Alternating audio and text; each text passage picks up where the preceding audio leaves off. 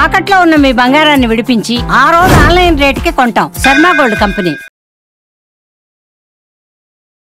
నమస్తే, welcome to Suman TV. నేను మీ గిరిజ. ఇవాళ మనతో పాటు ఉన్న అతిథి వచ్చేసి కాళీమాత ఉపాసకులు, సర్వజ్ఞపీఠ పీఠాధిపతులు యోగి నరేంద్రానంద స్వామి గురువు గారు ఉన్నారు. వారితో మాట్లాడేద్దాం. గురువు గారు నమస్కారం. నమస్కారం తల్లి. గురుగారు, మీరు కాళికామాత ఉపాసకులని విన్నాము. సో కాళీమాత అంటేనే భయంకరమైన రూపం. చూసే వాళ్ళకి దర్శనార్థమే కానీ ఇంట్లో ఫోటో పెట్టుకోవాలన్నా కూడా భయపడే జనం ఉంటారు. సో అలాంటిది మీరు ఉపాసకులు ఏకంగా. సో అమ్మవారికి నిత్యం పూజా విధానాలన్నీ పాటిస్తూ ఉంటారు. సో ఒక్కసారి కాళికామాత యొక్క విశిష్టత గురించి ప్రేక్షకుల కోసం తెలియజేస్తారా? ఖచ్చితంగా తల్లి. చాలామంది ఇది అపోహ మాత్రమే.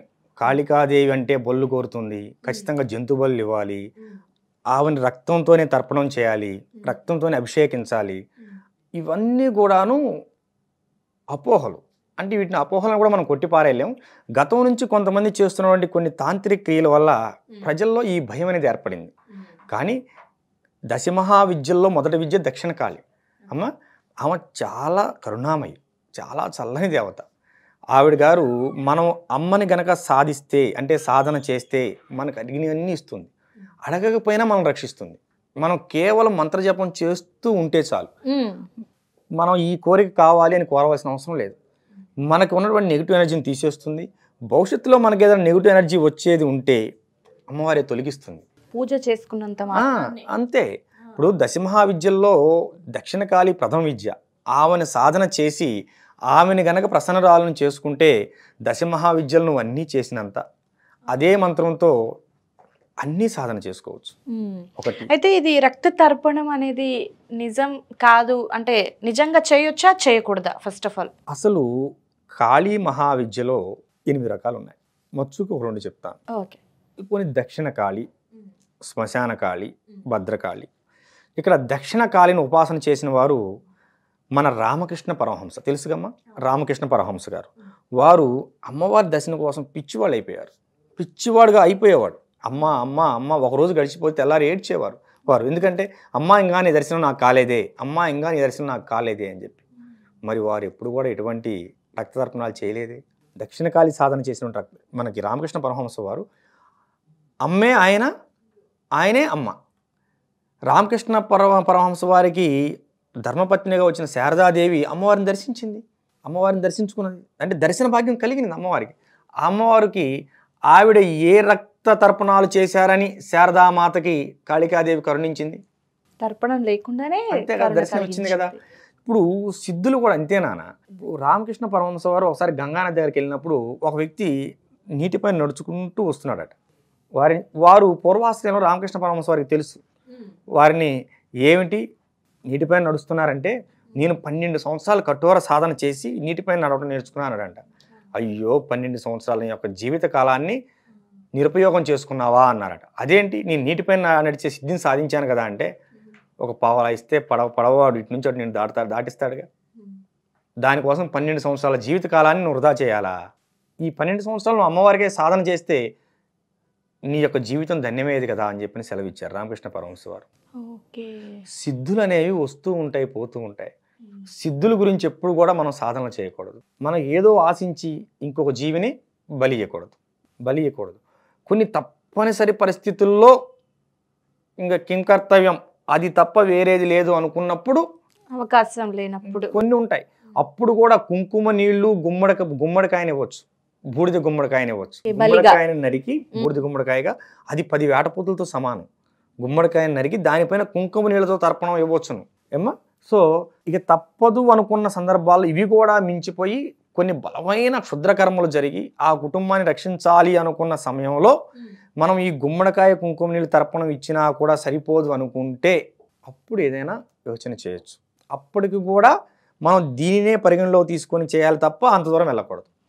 ఇక తప్పనిసరి అయితేనే వెళ్ళాలి. ఇక్కడ ఇంకొక విషయం చెప్తాను. మరలా శ్మశాన కాళి ఉన్నది. ఇప్పుడు శ్మశాన కాళి అంటే చాలామంది ఇప్పుడు శ్మశానంలోకి వెళ్ళాలి, బట్టలు ఇప్పుకొని సాధన చేయాలి, ఏదో చేయాలని చెప్తూ ఉంటారు. మరి త్రైలింగ స్వామివారు ఉన్నారు, 300 సంవత్సరాలు బ్రతికారు. మరి ఆయన గారు ఎప్పుడు ఎక్కడా బళ్ళు ఇచ్చినట్టు లేదు. వారిది మన రాజమండ్రి దగ్గరే. అక్కడ నుంచి కాశీలోకి వెళ్ళి స్థిరపడ్డారు. 300 సంవత్సరాలు బ్రతికి గంగమ్మ తల్లిలో ఐక్యమైపోయారు. 300 సంవత్సరాలు బ్రిటిష్ వాళ్ళ పరిపాలనలో దాన్ని నోటిఫికేషన్ ఇచ్చారు. గెజిటెడ్ నోటిఫికేషన్ ఉన్నది. ఆయన గారిని పోలీసులు నిర్బంధిస్తే, అంటే బట్టలు లేకుండా తిరుగుతున్నారని నిర్బంధిస్తే వాళ్ళు లోపల పెట్టి తాళం వేయటం, బయటకు వచ్చి చూస్తే ఆయన బయటే తిరగటం. అంటే అమ్మవారి అనుగ్రహం. కాళికాదేవి అనుగ్రహం. కాళికాదేవితో మాట్లాడినటువంటి మహానుభావులు నేను చెప్పే వాళ్ళందరూ కూడా. ఓకే. మరి వాళ్ళు ఎవరు కూడా ఏ తర్పణాలు ఇవ్వలేదు కదా. కనుక ఎవరో అంటే తాంత్రిక యుగంలో పంచమకార సాధనలో ఈ ఏవి కూడా లేకుండా పంచమకార సాధనలో మత్స్యము, ముద్ర, మైథునం, మాంసం వీటితో చేయాలంటారు. వీటికి మన యొక్క పూర్వీకులు 2 రకాల భాష్యాలు చెప్పారు. మద్యం అంటే ఏమిటి, మాంసం అంటే ఏంటి, ముద్ర అంటే ఏమిటి, అవి మనలో మనం ఎలా చేసుకోవాలని చెప్పారు. ఇప్పుడు మాబోటి వారు ఇలా సాధన చేస్తారు. గురు పరంపరలో ఉన్నవారు, ఇప్పుడు మేము గురు పరంపరలో ఉన్నాం, మాది యోగి గురు పరంపర. మా గురు పరంపరలో ఉన్నవారు గురువు ద్వారా సాధన చేసేవాళ్ళు ఈ విధంగా చేస్తారు.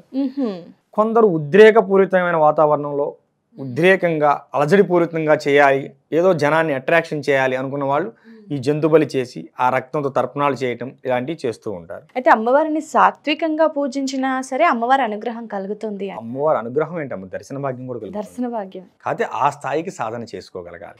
అయితే గురుగారు అది సరైన గురుదేవుల యొక్క పర్యవేక్షణలో చేయాలి. 100%. గురువు లేని విద్య గుడ్డి విద్య అన్నట్టు గురువు లేకుండా సాధన చాలా కష్టము. సో మనకు పూజ అనగానే గురుగారు మంత్రం, యంత్రం, తంత్రం ఇవి ఖచ్చితంగా ఉండి తీరాల్సిందే కదా. సో అమ్మవారి అనుగ్రహం ఎప్పుడు, ఎక్కడ, ఎలా కలుగుతుంది, కలిగేలాగా మనం ఏ విధంగా సాధన చేయాలంటారు? అసలు ఈ ప్రశ్నకి సమాధానం లేదు. ఎందుకంటే అమ్మవారి అనుగ్రహం ఎప్పుడు, ఎక్కడ, ఎలాగైనా జరగవచ్చు, చెప్పలేము. ఇప్పుడు నిన్నటి వరకు నేను నా కుటీరంలో ఉన్నాను. ఇవాళ అమ్మవారి ఆశీస్సులు గురుదేవులు పిలుపునిచ్చి, నాన్న నువ్వు వెంటనే బయలుదేరి హైదరాబాద్ వచ్చాయి అన్నారు. వచ్చాను. ఇవాళ మీ ముందు లేను. ఇది అమ్మవారి అనుగ్రహమే కదా. కనుక మనం అనేది సరైన మార్గంలో ప్రయాణిస్తూ ఉంటే ఒకరోజు లేటుగా అయినా చేరుకోవచ్చు, ఒకరోజు ముందుగా అయినా సరే మనం అనుకున్న గమ్యాన్ని చేరవచ్చు. కాకపోతే మీరు ప్రయాణించే మార్గం అన్న చూశారు, అది సరైన దిశలో సరైన పర్యవేక్షకుడి ద్వారా జరగాలి. అంటే సరైన గురువు యొక్క ఆధ్వర్యంలో నువ్వు సాధనలో ముందుకెళ్ళాలి. ఖచ్చితంగా అమ్మవారి అనుగ్రహం 100% కాదమ్మా, 1000% లభిస్తుంది. కాళికాదేవి చాలా ప్రసన్నురాలు, రూపంలో అలా ఉంటుందే కానీ మనసులో చాలా కరుణ, చాలా ప్రేమ కలది. రూపం చూసే భయం కలుగుతుంది, కానీ ఆ రూపం చూసి భయపడకుండా దగ్గరికి వెళ్ళిన వాళ్ళకి, మీలాంటి వాళ్ళకి ఖచ్చితంగా దర్శన భాగ్యం కలుగుతుంది. మాలాంటి వాళ్ళకి కదా నాన్న, మీలాంటి వాళ్ళకి అందరికీ కలుగుతుంది.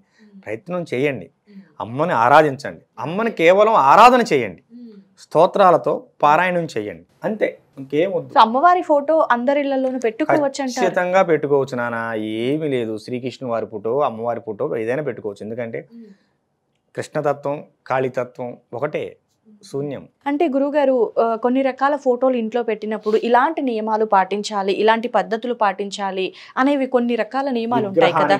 నియమాలు ఉంటాయి నాన్న, ఫోటోస్కి, విగ్రహానికి నియమాలు ఉంటాయి. ఫోటో అనేది మన అమ్మవారి ఈ రూపంలో ఉన్నారే మనం చూసుకొని నయనానందం పట్టడానికి, కళ్ళతో ఆనందం పట్టడానికి, ఉదయాన్నే లేవగానే అమ్మ ముఖం చూడాలి, అదో తృప్తి, అలా చూసుకోవాలి. దాన్ని పూజ గదిలో పెట్టుకుంటాం, బంగారులాగా పూజ చేసి గంధం బొట్టు, కుంకుమ బొట్టు, పైన పుష్పం చాలు.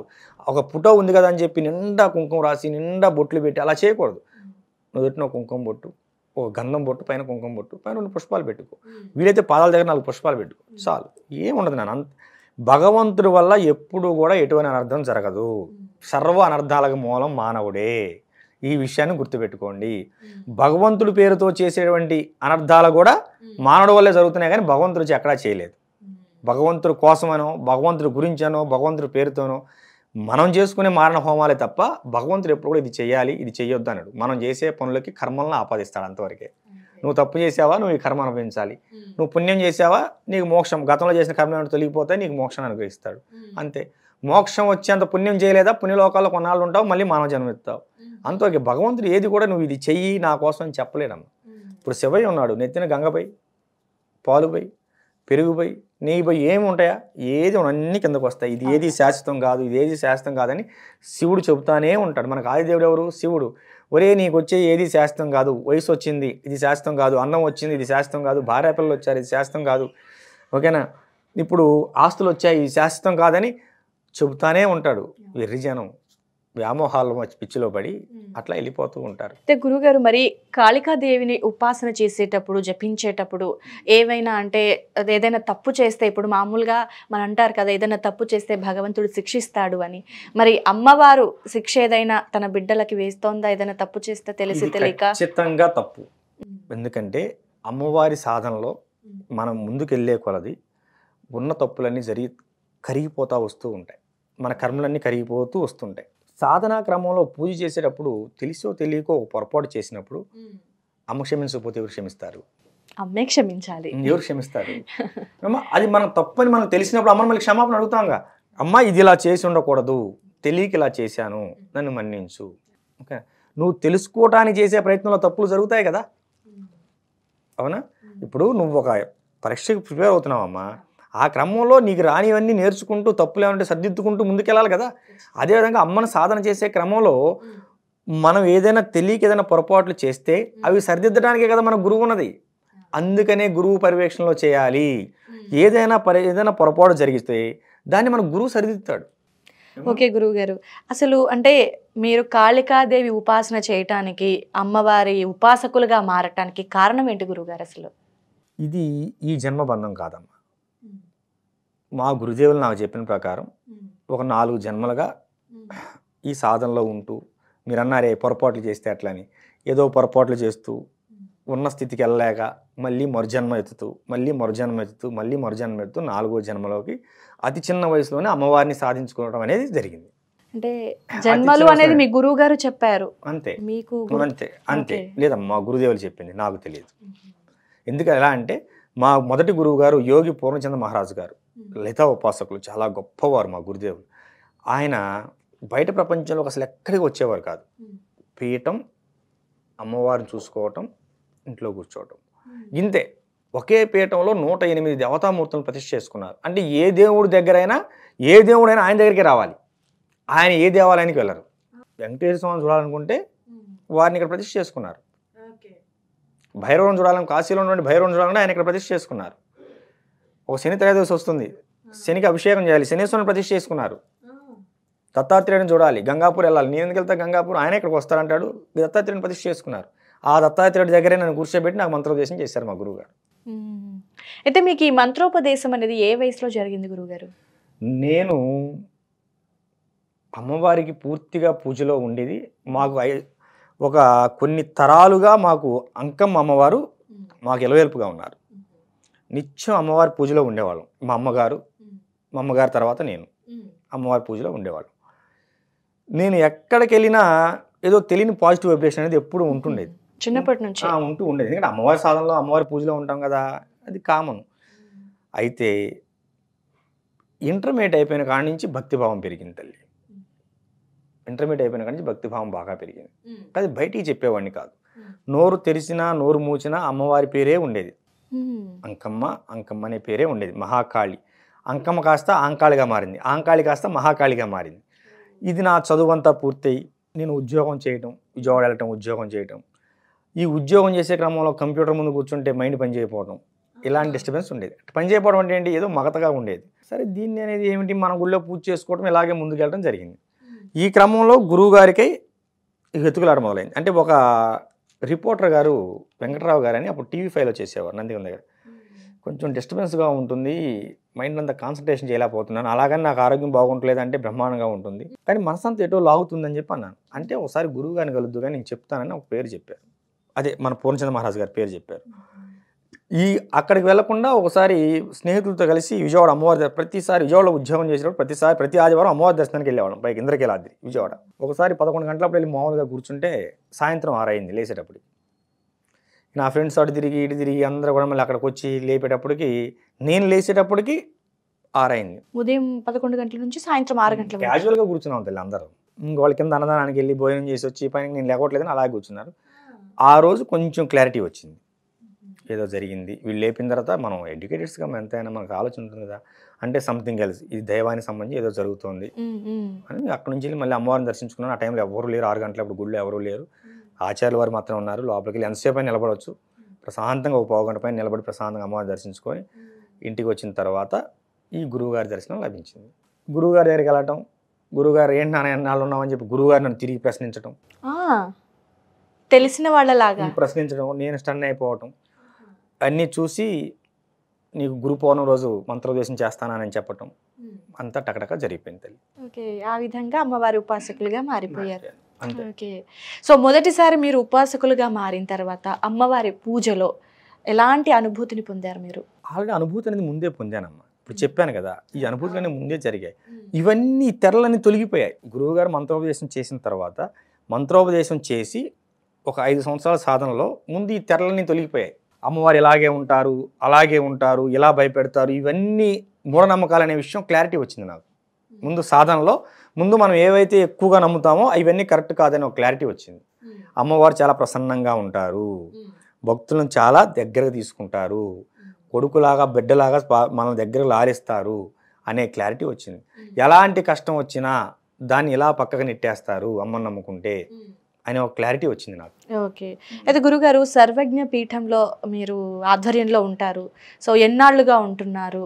2016 అక్టోబర్ 2వ తేదీన మా గురుదేవులు యోగి పూర్ణచంద్ర మహారాజు గారు సర్వజ్ఞ పీఠాధిపతిగా నన్ను ప్రకటించి సర్వజ్ఞ పీఠం అని నామకరణం చేసి, ఓకే, దసరా నవరాత్రుల్లో అక్టోబర్ 2వ తేదీన 2016 సంవత్సరంలో బ్రహ్మ ముహూర్తంలో అఖిలాండేశ్వరగా నామకరణం చేసి అమ్మని ప్రతిష్ఠ చేశారు.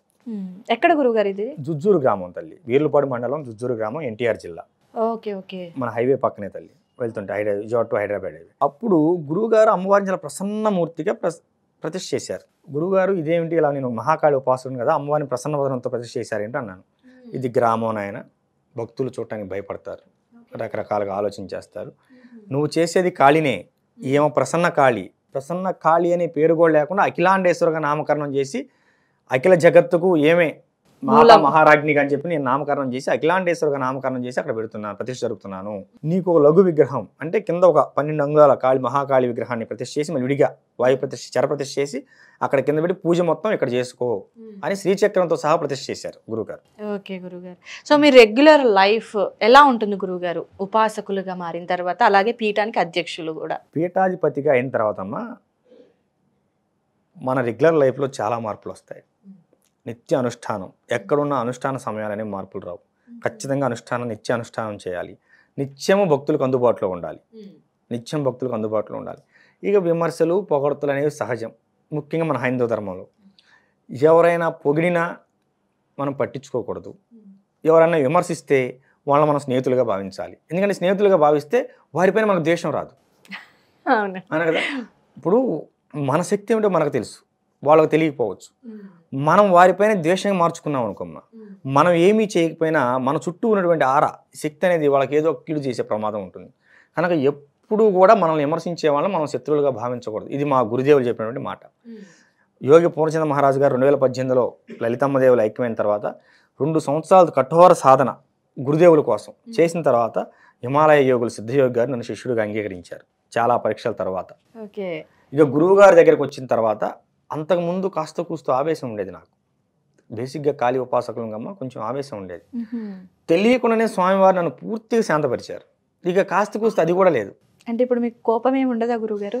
ఏదో కాసేపు నటిస్తాం అంతే, ఎదటోళ్ళు భయపడకపోతే ఇంకొంచెం ఎక్కువ చేస్తాను ఉద్దేశంతో నటిస్తాం అంతేగాని నా జీవితంలో కోపం అనే పదం అనేది లేకుండా చేశారు. ఈ విషయంలో మా గురువుగారికి ఎప్పుడు జీవితాంతం ఉండవు. అంటే గురువుకు శిష్యుడు ఎప్పుడు రుణపడే ఉంటాడు, అది వేరే విషయం. బంగారం బంగారం బంగారం అంటూ పిలుస్తారు నన్ను గురువుగారు. బంగారం అనుకుంటాను, నన్ను బంగారంలా తయారు చేశారు. గురుగారు మీరు ఆల్మోస్ట్ ఇలా ఉపాసకులుగా మారి ఒక 10 ఏళ్ళు అవుతుంది కదండి? 15 సంవత్సరాలు దాటి. 15 సంవత్సరాలు. మరి ఈ 15 సంవత్సరాలలో కాళికాదేవి దర్శనం, అమ్మవారి దర్శనం మీకు కలిగిందా? అది చాలా గొప్ప అనుభూతి నాన్న, అందుకంటే ఎక్కువ చెప్పలేను. కలిగింది. అది చాలా గొప్ప అనుభూతి. లేకపోతే ఈ స్థాయి రాదమ్మా. ఇప్పుడు లేకపోతే ఈ స్థాయి రాదు. ఈ సాధనలో నేను ఒక పీఠాధిపతి యోగిని అంటే నాకు ధర్మపత్ని ఉంటుంది, గృహస్థుని, నేను గృహస్థుని. ఓకే, ఇందులో నా ధర్మపత్ని కూడా నాకు ఎంతో చేయూతనిస్తుంది. ఇంట్లో ఇల్లాలు చేయూతనివ్వకపోతే మనం సాధన చేయలేం. ఖచ్చితంగా గృహస్థ ధర్మం, ఋషులకి యోగులకి ధర్మపత్ని కుటుంబం ఉంటుంది, ఒక సన్యాసాశ్రమం వాళ్ళకి మాత్రమే ఉండదు. ఈ క్రమంలో మనం చేసే సాధనా క్రమంలో ఇంట్లో గృహస్థులో ఉన్నప్పుడు మనకి ధర్మపత్ని యొక్క సాంగత్యం కూడా చాలా అవసరం. అంటే కొన్ని రోజుల పాటు మనం ఆ లోకంలో ఉండిపోతాం. అప్పుడు మన మిగతా కార్యక్రమాలు ఎవరు చేస్తారు అమ్మా? కనుక నిత్యం మన పీఠంలో అన్నదానం జరుగుతూ ఉంటుంది, మనమే పెడుతూ ఉంటాం కార్యక్రమాలు. ఒకసారి ఆహ్వానిస్తాను మిమ్మల్ని కూడా. తప్పకుండా గురువుగారు. అయితే గురువుగారు మీరు నాగభరణం ఏదో తీసుకొచ్చారు, అసలు ఏంటి దీని గురించి ఒక్కసారి విశిష్టత? ఇది నాగబంధం అమ్మ, నాగాభరణం. ఇది మా గురుదేవులు నా మీద ప్రేమతో వారు చెప్పినటువంటి ప్రతి సాధనని ఎక్కడ ఆగకుండా చేశానని. ఓకే. ఇప్పుడు వారాహి దీక్షలో ఉన్నాను 6 నెలలుగా. ప్రతి దీక్షను కూడా గురువుగారు చెప్పింది చేసుకుంటూ వస్తుంటే మహారాజశ్యామల యాగం చేస్తూ ఆ యాగంలో గురువుగారు దీన్ని సిద్ధింపచేసి మా చేతులకు అనుగ్రహించారు. మాకు అంటే ఏంటి గురువుగారు ఇది తీసుకొని ఎక్కడైనా సరే క్షుద్ర ప్రయోగాలు ఇలాంటివి జరిగిన ఇంట్లో కనుక వెళ్తే అందులో ఉన్న నెగిటివ్ ఆరా మొత్తం కూడా చెప్తుంది, చెప్పేస్తుంది. అంటే వైబ్రేషన్ తెలిసిపోతుంది, మీకు తెలుస్తుంది. ఆ వైబ్రేషన్ ఎక్కడ ఏం జరిగింది ఏముందని చూపిస్తుంది. ఒకటి చిన్న చిన్న విషయాలు అయితే ఈ నాగాభరణం తీసుకెళ్ళి మనం గృహప్రవేశం చేస్తే ఆ నెగిటివ్ అన్ని కూడా ఆరామంతో కూడా తొలగిపోతుంది. గృహప్రవేశానికి తీసుకొని అంటే మనం ఏదన్నా గృహంలో సందర్శనకి వెళ్ళినప్పుడు మీరు వచ్చినప్పుడు ఏదైనా అతి ముఖ్యమైనది అనుకుంటేనే బయటికి వెళ్తుంది, నాగభరణం రాదు. ఈ రోజు కూడా గురువు ఆజ్ఞ, నాన్న నాగాభరణం తీసుకొని రా అని ఆజ్ఞాపించారు. తీసుకొని ఇవాళ మీకు మీడియా ముఖంగా బయటికి చూపించాను. ఇంతవరకు 2-3 తప్ప, నా శిష్య బృందానికి తప్ప ఎవ్వరికి ఇలాంటి ఒక నాగాభరణం మా ఆధ్వర్యంలో మన పీఠంలో ఉందనే విషయం బయట ప్రపంచానికి తెలియదు. ఓకే. అంటే శక్తులు ఉన్నాయి అంటారా గురువుగారు? శక్తులు అనేవి లేకపోతే ఎట్లా నాన్న? ఇప్పుడు దేవుడు ఉన్నాడు అని మనం నమ్మినప్పుడు, శక్తులు ఉన్నాయని మనం నమ్మినప్పుడు పాజిటివ్ ఎనర్జీ ఉంటుంది, నెగిటివ్ ఎనర్జీ ఉంటుంది. ప్రతి ధర్మంలో కూడా ఉన్నది ఇది అమ్మ, ప్రతి ధర్మంలో కూడా ఉన్నది. శక్తులు ఖచ్చితంగా ఉన్నాయి, నువ్వు నమ్మి తీరాలి. నమ్మకపోయినా అనుభవంలోకి వస్తుంది. ఓకే గురుగారు. అయితే ఇక్కడ ఒక చిన్న సందేహం గురుగారు చివరిగా, కాళికామాత అనే కాదు ఇతర దేవుళ్ళని కూడా, అంటే మూర్ఖులు అని మీరు అన్నారు కాబట్టి నాకు గుర్తుకొచ్చింది, అసలు దేవుడు ఉన్నాడా, ఎక్కడున్నాడు, ఉంటే ఇలా ఎందుకు జరుగుతుందని కొంతమంది విమర్శించే వాళ్ళు ఉంటారు. సో వాళ్ళ కోసం మీ మాటల్లో మీ అనుభవంతో. దేవుడు లేడు అని విమర్శించేవాడే మనకంటే ఎక్కువసార్లు దేవుని తలుచుకుంటాడు. అదేంటి గురువుగారు? ఇప్పుడు మనం మొక్కుబడిగా భగవంతుడు ఉదయం పూజ చేసుకుంటాం, మధ్యాహ్నం పూజ చేస్తాం, సాయంత్రం పూజ చేస్తాం. మేము మీలాంటి వాడు గృహస్థ ధర్మంలో ఉన్నవారు ఉదయమో సాయంత్రం దీపం పెట్టుకుని పూజ చేస్తాం. ఈ మూర్ఖులు, నాస్తికవాద ముసుగులో వేసుకున్న మూర్ఖులు ఏం చేస్తారంటే ఎవరితో మాట్లాడినా దేవుడు టాపిక్ తీసుకురాకుండా మాట్లాడలేరు. ఆ వెంకటేశ్వర స్వామి లేడు, ఈ దుర్గమ్మ లేదు, ఈ శివుడు లేడు, ఆ నారాయణ లేడు అని చెప్పి 40 సార్లు అంటాడు. అంతా అని ఏదన్నా జరగకూడదు నేను జరిగింది అనుకో, లాస్ట్లో ఏమంటాడంటే ఆ దేవుడి దేవాల బయటపడ్డానులే అంటాడు. అంటే దేవుడిని వాళ్ళు ఎక్కువ తలుచుకుంటున్నారు. ఇప్పుడు మనమన్నా, ఇప్పుడు నీకు ఇష్టదైవం శివుడు అనుకోమ్మా, శివ అంటావు. నాకు ఇష్టదైవం అమ్మ కాబట్టి అమ్మ అంటాను. కొంతమంది నారాయణ భక్తులు ఉన్నప్పుడు గోవింద అంటారు, వాడు అందరినీ పలుకుతాడు, మనం ఒక్కొక్కరినే పలుకుతాం. అతగాడు అందరిని పలికి ఆఖరిలో వచ్చి దేవుడి దయ అంటాడు. కనుక అమ్మ మూర్ఖులు అన్ని చోట్ల ఉంటారు, మన పని మనం చేసుకుంటూ వెళ్ళిపోవటమే. ఓకే గురుగారు, చాలా చక్కటి విశ్లేషణ. అలాగే మీరు సర్వజ్ఞ పీఠాధిపతులు, అలాగే అమ్మవారి ఉపాసకులు, చాలా మంచి విశ్లేషణ ప్రేక్షకుల కోసం తెలియజేశారు గురువుగారు. ధన్యవాదాలు. శుభం తల్లి.